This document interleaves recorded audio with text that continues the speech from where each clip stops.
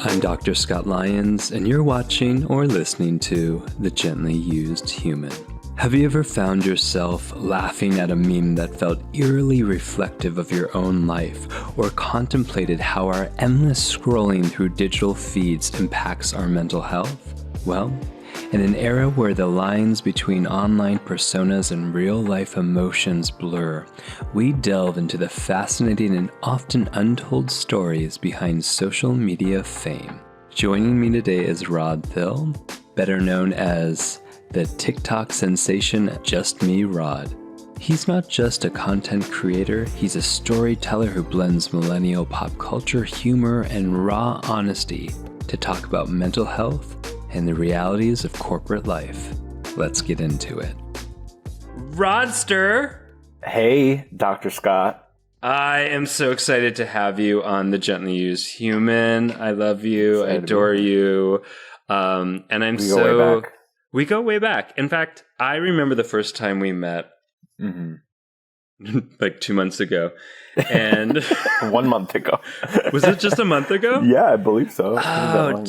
Time isn't a real thing. Yeah, just so we're clear. But it feels like, I'm going to be honest, it feels like 2 months that we've known each other. It feels like a lifetime. It feels like 4 lifetimes. Are we just upping the ante as we go? You're right. Maybe we're reincarnate. Oh, wow, you won. Okay. So I remember the first time we met, and I really didn't know who you were, except I knew, you knew you were a friend of a friend. And and we went into that same, except that we went into that smoothie place, and these random folks came up to you and they're like, "Oh my God, you helped me survive the pandemic." Yeah. Do you remember that? And at first I was like, "Are you an ER doctor?" Yeah, no, literally. That's what it feels like sometimes. I'm like, there's people like curing the disease known as COVID-19. But I just made a silly little video. Saved your life. I was going to say, I was a mental health expert in a country I got stuck in, not in the United States, and no one told me I helped them get through the pandemic. But I am so glad that you and your brilliance help people get through the pandemic. You're kind of a big deal. Oh my God. I don't know. It just happened. It just happened. Well, I kind of want to hear the story of how it just magically happened. If that's an okay place to start. Yeah, 100%. So I was working a sales job. I'd been in sales for, at that point, that was 2020. So I'd been in sales for 8 years. I went to school to be a teacher, and I just realized after teaching for a little bit that I just saw burnout happen really quickly. And obviously, with my own mental health and stuff, I'm like, maybe I should step away from this and try something else. And so I went to sales because my friends you have charisma, Riz, as the kids say. Do you want to be in sales? I'm like, sure. So then I just kept going with it. Anyway, I was working from home as everyone was sent to work from home, and just started making silly little videos about that. I actually made a video that went kind of viral, if you want to call it that. It got 50, 60,000 views. And that was back when TikTok was a dance app, and they were moving more towards comedy and different types of creators. And I got so scared that I deleted the app because I'm like, oh my God, I don't want people to perceive me. I don't want to be a notable person.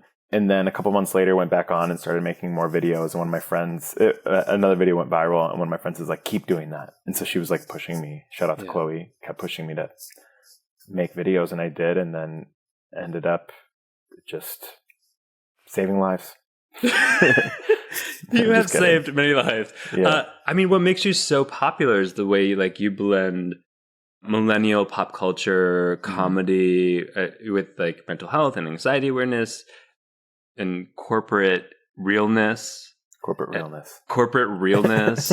And can we go back for a moment? What is the voice of a millennial sound like?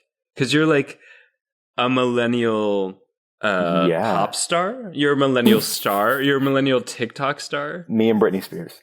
You and the B. Yeah, me and Britney, bitch. You can bleep that out.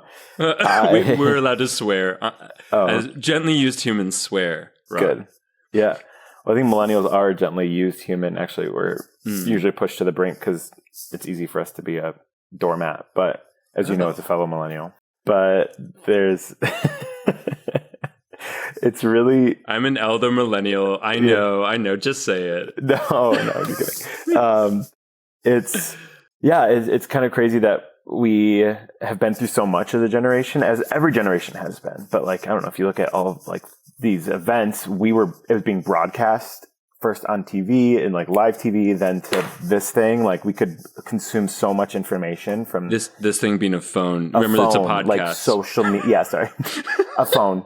Social media. Like we consume everything. So I think we just were traumatized by that without knowing. I think we want to be seen. You know, I think that's like millennial. Like I've seen a lot on TikTok how millennials feel like there's a lost generation because like we're in between like two very vocal generations, and we are kind of more, a lot of us, I don't want to put everyone into this one bubble, but a lot of us are kind of just like complacent, or even in corporate America, it's like, we're scared to ask for a raise. And it's like, you've been there for a year. Why should you be scared to ask for a raise? But that's other deep rooted trauma that we might have had from being told to be silent, you know, growing up. I feel like that's so Raven, you know, and she like sees the future. I see the past. But yeah, it's just crazy the things I think they call that trauma. Yeah, and that's trauma. It's just trauma. I'm so Raven. That's so funny. That's so Raven. Except you see the past, and it's that's just so trauma. That's trauma. That's our new show. That's so trauma. Oh my god, that's so trauma. That's funny. But let's make a podcast and call it "That's So Trauma." That's hilarious. I think you're on it now. Yeah, just with a different name. Yeah, we can make the theme song. That's so trauma. Yeah. I think that was the Jetsons, but yeah. Do they have that copyrighted? Can I just do that? No, it's that's so trauma. It's the past that I can see. So that's what I have. I of course know that That's the Raven theme song by heart. Oh, you just implanted that into That's so Raven. Yeah, of course. I see what you did there. That's super millennial of you. Yeah, well, I'm a millennial. I've never actually seen that show. It was very Disney kitschy, but it was one of my faves. Because it's funny because I actually don't feel like a millennial because I don't know any of the millennial references. That's fine. Maybe you aren't a millennial. I am. Stop it. You're so funny. I love that you think I'm 60. My dad turns 60 next week. So he and I are the same age, according to you. Exactly. That's very according sweet. to you. You know that song? That could be a good reference. I don't. Who is that? I don't know any pop cultural reference. Oranthi is the artist. It's like a one-hit wonder from 2000. Okay. I mean, like, I was off social media until, I just wasn't on social media until recently, and I'm still not really on, like, I feel like. Yeah, Oranthi. I feel like, though, like, that was, like, the radio. That was the radio? Were you off the radio, too? I was off the radio. I had a police scanner. This isn't new. This is, like... This is 2002, this song was released. I'd never listened to music. When I was directing operas, I got this huge job, like with one of the biggest rock bands in the world, and I didn't know who they were. And so I called my parents. I won't say who they are online. Was it the Jonas Brothers? No. I said the biggest rock band in the world. I don't know who these Jonas Brothers are, but I'm sure they're nice. Yeah, big time Rush. Big Time. Did you say Rush? That's oh my god! Big Time Rush is like a boy band from like 2006. What is a boy band? No, I'm just kidding. I know what a boy band. I don't know the boy bands. I remember the Talking Heads from the 80s, and that is where it stops. Wait, can you name all the boy bands that you know? I had a roommate in New York who was in a boy band. Okay, but no, that's not the question. Name the boy bands that you know. Yeah, I know them. Because I had a roommate. Not that you know in real life that you are familiar with. Because you know so many famous people. Like, well, I know this person. Oh my god, how embarrassing for you! I can neither confirm nor deny the famous people I know. Popular boy bands. I know the Backstreet Boys. Mm-hmm. I don't know them, but you do. So by proxy, I know them. Yeah, we're talking about the general public, though. Like the general public knows them. In 2003, which boy bands did you have? I knew NSYNC.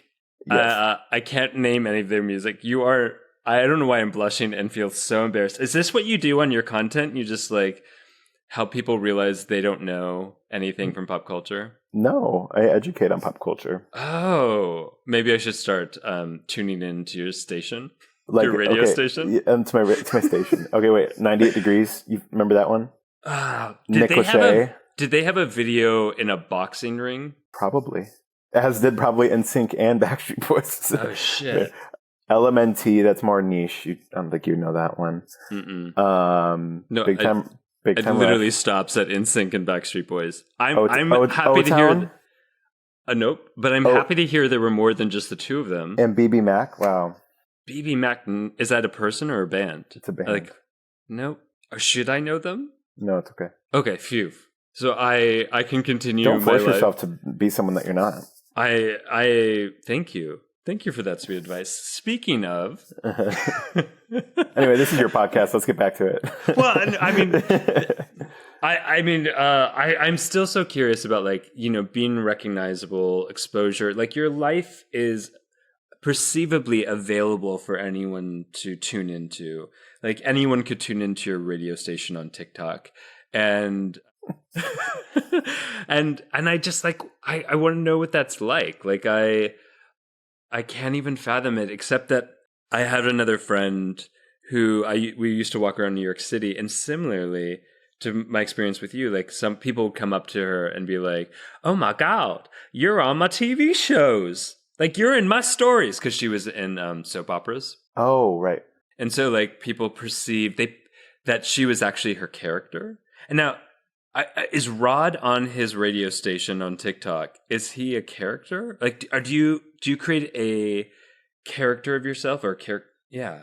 No, it's a good question. I feel like, no, it's not a character. It's me. But I feel like it's this balance, though, because people think because I post on the internet that I need to show all of me, which that's not the case. Yeah. Not even for my own sake, but just for, you know, other people's that don't want, like, I have people in my life that don't want their life plastered everywhere, you know, and that's fine. That's a difficult balance. That's a difficult balance. Because there's also a lot that I'm going through that I don't want to talk about on the internet because I'm processing it still myself. Yeah. You know? Yeah. I was about to say, like, what, but I'm not. No, I mean, we've kind of talked about it. Like, religion's a big one, and that a lot of other things fall under that. Identity, obviously, is a big one. And, you know, like, there's, it's hard to live. I was enjoying it for a long time, and I do enjoy it. Yeah. But then there's moments where it's scary because it feels like people are telling me that I'm, like, fake for not showing every part of my life. Which sucks because I don't feel like I should have to. Like, I talk about work and I talk about growing up in the 90s, 2000s. Like, I don't talk about everything else. Yeah. So I wouldn't call myself, like, a lifestyle creator where, like, vlogging and day in my life. Like, I've never really done that. Yeah. It sounds like people want it, and then because you're not offering it in that way, they have some type of reaction to it. Right. Yeah. It's almost like a permission to say we're allowed to disappoint people in our life. Right. Or they're allowed to feel disappointed. Right. Exactly. Yeah. I mean, that's such a self-care mechanism to accept that just because someone feels disappointed doesn't mean that anything else has to happen. Like, it's disappointment is a natural feeling. Totally. Yeah. Totally. And they're allowed to have it. And we don't have to fix it. And that's their emotion to own. Ooh. I can't control their emotion. My actions can't. I can control my actions that would cause that emotion, but I can't control the emotion. Yeah. But also I know that I'm like, but do I want to go and be a Debbie Downer for 3 hours and then go home and feel more overwhelmed that I could have devoted that time to something that would cause me to feel less overwhelmed, you know? Well said. Yeah. I mean, it's just about getting that permission in oneself to be able to put yourself first. Right. You know, that's such a big lesson, I think, for so many people, is this idea that they could come first. And they're like, but I'm letting everyone down. And it's like, if you're not here in yourself, then how, and you're not really present because you're overriding your own needs, if you're overriding your own feelings and experiences of an energy level, then you're not actually really there for them anyways. I want to take a moment to give a loud shout out to the Embody Lab, which is one of the most incredible resources for body-based and somatic therapies. This show is all about healing, and the Embody Lab does exactly that. Whether you're on your own journey of transformation and discovery, or enhancing your skill sets in your career as like a coach or a therapist, a body worker, or really any career where you are supporting other gently used humans, the Embody Lab is your place for deep, inspiring, and impactful workshops, certificates, masterclasses, and an incredible community of like-minded folks. I love the Embody Lab, and so do so many other people that call it a platform to come home to over and over again. The Embody Lab is giving my listeners an exclusive offer, a one-time 10% off code to enhance your embodied well-being. All you have to do is go to theembodylab.com and use the code GentlyUse10 at checkout.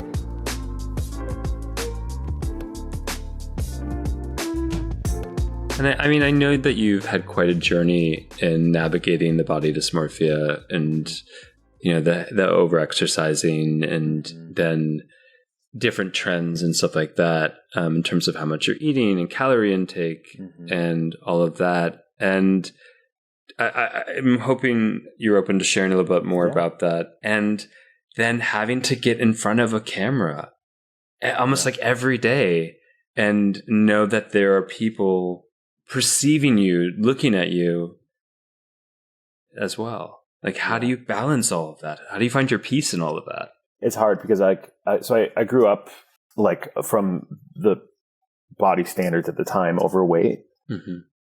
And like at my heaviest, I was like 350. And that was like post college. And then one day I just like got on a treadmill and then didn't get off for 6 months. But I was like counting every single seed that went in my body. Like if I ate a lick of almond butter, I had to put that in a calorie counting app. I was on the scale twice a day. It was really unhealthy. I had to run as many calories as I was eating, run off as many calories as I was eating. And at the time I was only eating like 1,200 to 1,600 calories a day. So yeah, it was really bad. And I lost, so March was probably at 325. And then by September of that year, I was 180. That's a significant drop, rapid drop. One of the things I really appreciate is you being such a spokesperson for mental health and well-being and sharing vulnerably so much of your own life story. And it's not to say that you have to share everything, but the things you do share have a lot of value for people in that way and normalizing things that so many of us go through. Can we talk about trends? Because, sure. I know nothing about trends, and you're like my go-to about trends. Let's start with this one. How often do you think about the Roman Empire? Oh my God. Well, it's funny. I said I went to school to be a teacher and my focus was in ancient history. I love that. When I taught, it was like Greek mythology and history. Yeah. So I think about it a lot because I studied it. But I don't know. I don't think about like battles and all that. I think about like Pompeii. I was like, that volcano, I was like weirdly obsessed. Like my parents should have put me in therapy that as a third grader. I'm like, I need to have every single book that is ever created on this volcano destructing an entire city. And like my parents like, okay. I was obsessed with Pompeii. Obsessed. That's great. I can tell you everything about it. Tell me everything about it. And that's great because I got you a Pompeii birthday cake. Great. A volcano birthday cake. But do you not really know about Pompeii? No, I know. I want your experience and your excitement of Pompeii. Well, so Museum of Science and Industry in Chicago here just had a Pompeii exhibit and of course went. And I didn't know that there was another town on the other side of Vesuvius, the volcano, that was closer to the volcano. And it was destroyed as well, but not as fast as Pompeii because of the wind that day. Yeah. That day. Like the winds were going in an abnormal direction that day. Yeah. And that's how it took out Pompeii. I had an interview earlier today to talk about that trend of how men on TikTok think about the Roman Empire several times a day. Yeah. And I woke up to the media request, and I laughed because I had no idea what they were talking about because I'm not on social media much or at all. And so I Googled it and I was like, what a strange phenomenon. And I talked to But it's funny that it's accurate. Like these people are getting on, and it's like, but a lot of these couples on TikTok stage things. So yes, they're staging, and like the reporter was like, "What's the brain science?" And I was like, "Okay, well, we have this thing called associative memory." And it's like, okay, so maybe we saw some Hollywood imagery in movies around this particular time period, and it got romanticized, and you had a feeling. And the other thing I was saying to the reporter was like, what they might be thinking about is a romanticized version. You know, first of all, people in that time period were dying at like late 20s, early 30s. There was a lot of pedophilia. There was a lot of severe violence and destruction and colonization. There's nothing sexy and hot about those things. I just think too? Yeah. Like, they didn't have toothbrushes. I don't know why I think that. That's like, what you go to? I'm like, or if you see like a movie of someone like stranded for a long time somewhere or like lost in space, I'm like, how are they brushing their teeth? Oh my gosh. That's the first thing I think about. Do you like to brush your teeth? Oh yeah. Twice a day. Twice a day? Yeah, of course. Now, I have this question that I ask people, and maybe it's a trend, and then I'd like to talk to you about making up some trends for people. I like to ask people, if you had to choose between flossing and sex, you only get to pick one. Which one would you do? Flossing. Flossing, absolutely. So, if you were to create a bunch of new trends, I just thought we could list off some trends for people to just play around with to start. Like, I'm not an influencer like you are. And so, but I believe we could start some interesting trends. I believe as well. Are you ready? I'm ready. Hobby horsing is where you have like, it's a horse's head with a long stick or rod attached to it. Oh, yeah, like growing up, like those little toys. Yeah. Except this is like a professional situation, and they like have serious competitions where like you're the legs of the horse, and you're trotting and leaping and galloping, and like it's like ballet with a horse rod between you. Okay. So hobby horsing on ice skates is the trend I want to start on TikTok. Right. Okay. What would you start? I think they're like growing up, there were like fun runs and stuff like that. What's a fun run? A fun run's like a 5K, like a themed 5K, like a hot chocolate 5K, or like a turkey trot around Thanksgiving. What? You know what a 5K is, right? I know it's like 5,000. No, what a 5K, like, and as far as running, a 5K is 3.1 6 minutes. If you're going to ask the question, your sarcasm is so real that it is so difficult to tell if you're being serious or not. You're welcome.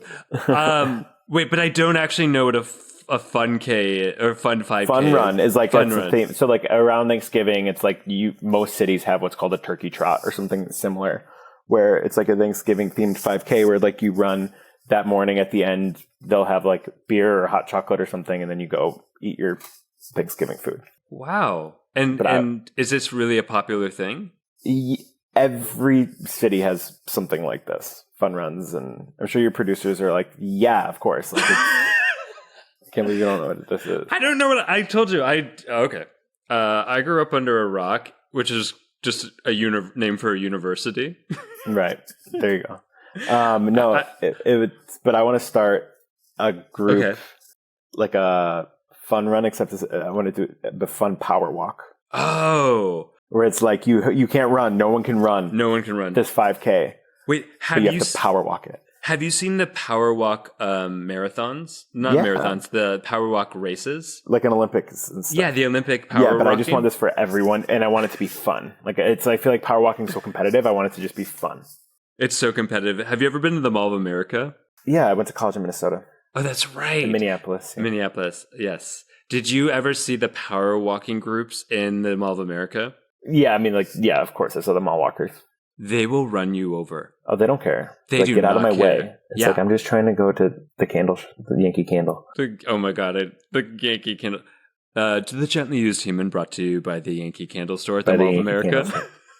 By Yankee Candle. Wait, Bed Bath & Beyond. No, not Bed Bath & Beyond.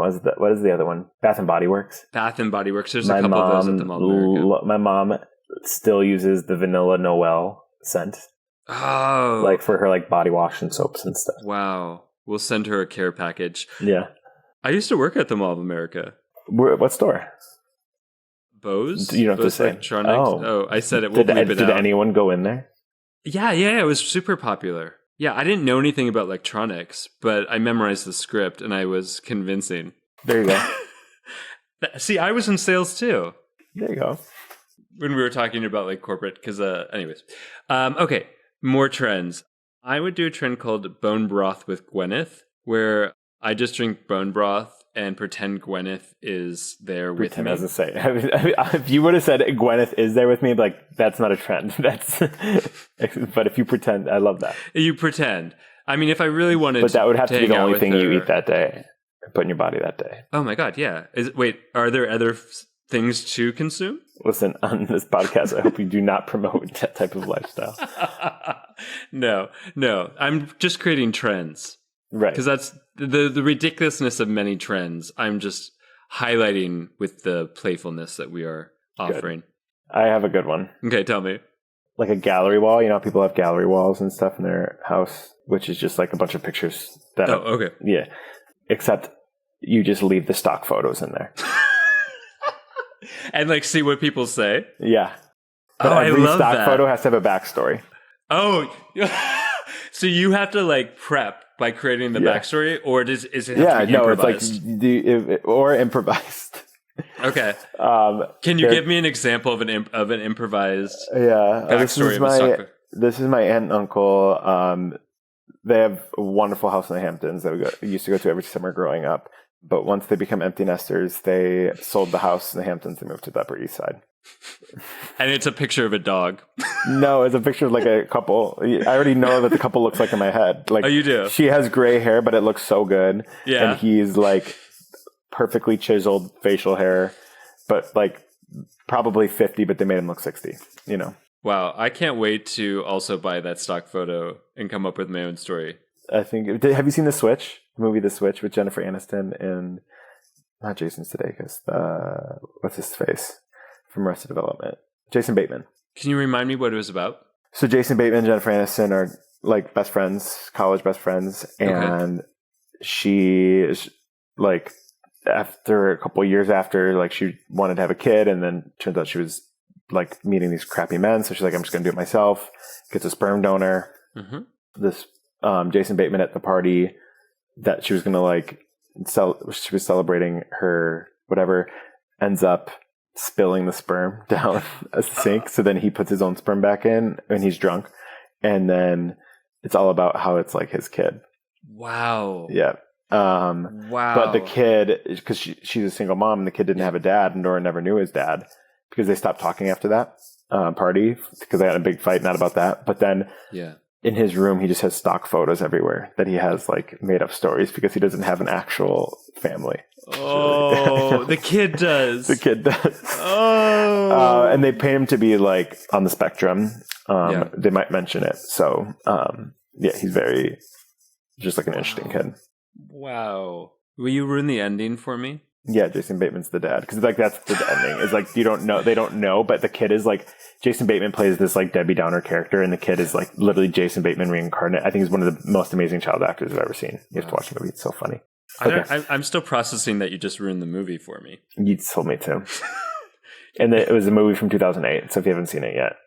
That's why I haven't seen it. I was gone for a couple of years. You were off the internet. I was off the planet.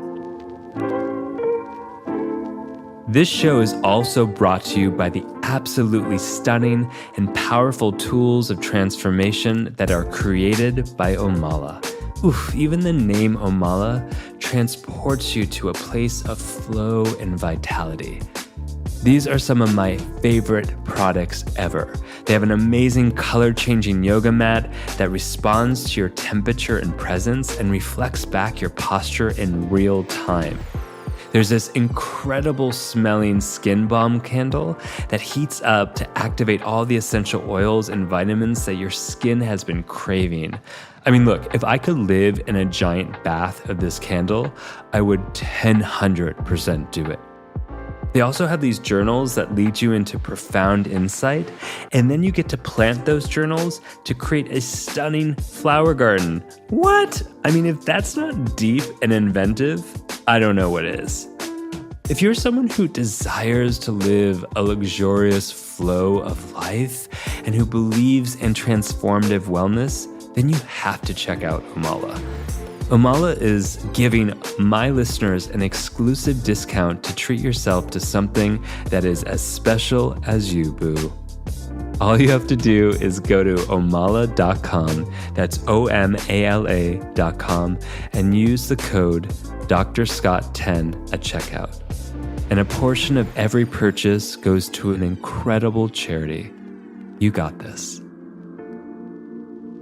I have one where it's taking, instead of like breaking down your boxes and putting them in the trash can, you build forts with them. I did that this weekend. Yeah, there you go. I'm trending. You're trending. And but do the forts have to be like elaborate? Like you we're talking make it however you want. Professional forts. I think that would be the trend. Is like some people could do it really well, and some people could just like make a circle with it and sit in it. But like I would like make a desk out of it and like work from it. You know, like I love that. I would love to see your box desk. Do it. Send me the photos. I'm so excited because I have this fantasy of starting a trend because I'm just. I think the Gwyneth one would take off. You think so? 100%. Okay. Should we co-create a video? Yeah, I feel like we need to figure that out. We need to workshop it a little bit more. Okay. Do you want me to call her and ask her to be in it or no? What if you just called Taylor up? I'm sorry, you don't know what TikTok sounds. If I called what? There's a TikTok sound of Kris Jenner going, "What if you just called Taylor up?" What do you mean a sound?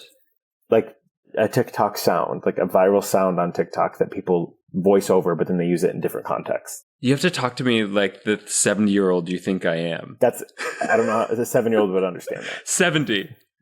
Just a 7-year-old. That could be a trend.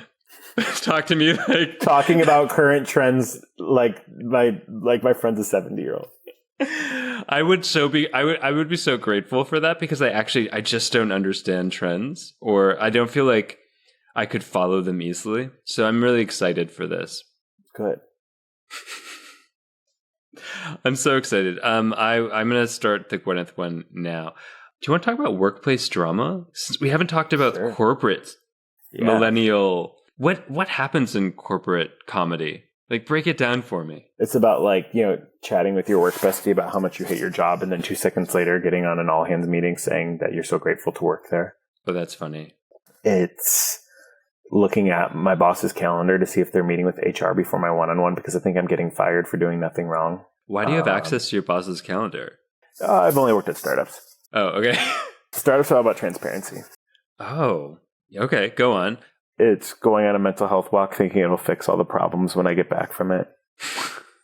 Like every problem that I had went away. It's like unmuting yourself just to make a fake laugh. On a Zoom call? People know that you're on it. Yeah. When you're really like doing other things? It's like looking at someone's, like what someone's background looks like if someone's in their home office or something, seeing like all their decorations and artwork they have instead of paying attention to the actual presentation. Uh-huh. Like I've been looking at your orchid this entire time. How do you feel about it? It's beautiful. Oh. How old is it? It's 9 years old today. No way. Yeah, do you want to wish it happy birthday? Yeah. Its name is Christine. You have a lot of sun coming through today though. That's good. It just started raining here. In the Midwest, I can't imagine. I actually love rainy season. I can be depressed in comfort. Did you just say there's nothing worse than being depressed when the sun's out. Ugh. You feel validated in your depression when it's raining? Yeah.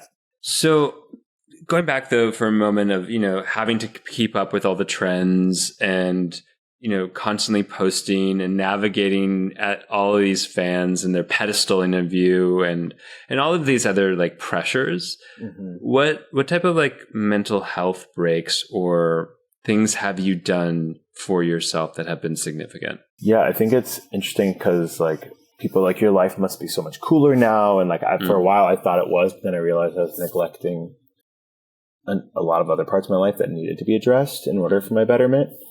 And it was actually traumatic because like I'm having this really high professional experience, but then my personal life was at like its lowest and I couldn't meet in the middle because because I didn't show all of my life on the internet. I had to still keep that high.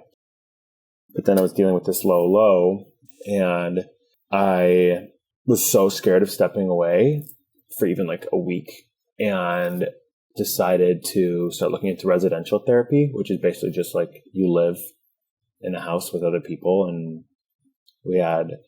I found a place and didn't post for an entire month and a half, and was away from the world, away from my life, which is really hard. I was away from my family, which is really hard.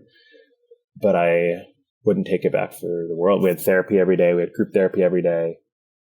There are all these different experiences. I discovered sound baths, which I'd never done before, which I loved. Guided meditation, guided imagery, which was really important. And actually worked on like finding a relationship with like a higher power again. Like I was talking to my therapist in there, and this was really healing because I was like, I don't believe in God. Like that's what I was saying. It's just like, I don't believe in God. She's like, okay, well, what don't you believe in? And I was telling her, like, I don't believe in the God that I learned about within the four walls of the church that I grew up in. Mm-hmm. And that was more because of like what I experienced with the people there. And then my therapist was like, okay, well, like, do you think there's something higher than you? I was like, what do you mean? She was like, do you think there's something more powerful than you? I was like, well, yeah, like science, it's like air, like we all need air to breathe and live. And she's like, okay, well, why can't that be God to you? I was like, you do have a point. So, but there are a lot of those different things. I learned about DBT therapy there. They specialize in DBT therapy. They helped me find a new therapist here in Chicago, who I love and trust with my whole heart. Got diagnosed with ADHD there because my whole life, like I kind of stayed away from it because I didn't want to have it. Mm-hmm. And it scared me, and was given the resources for that, which has been helpful. And then just like working through this new life and how to move forward. Yeah. And there's that tension between those ideologies and the reality of biochemistry and mental health, that there are things way beyond our control. Exactly. And to break those walls, to break those ideologies down, allows us to also get help. Yeah. And I really hear how you did that for yourself, which is so incredible because it's not easy. Trucking on.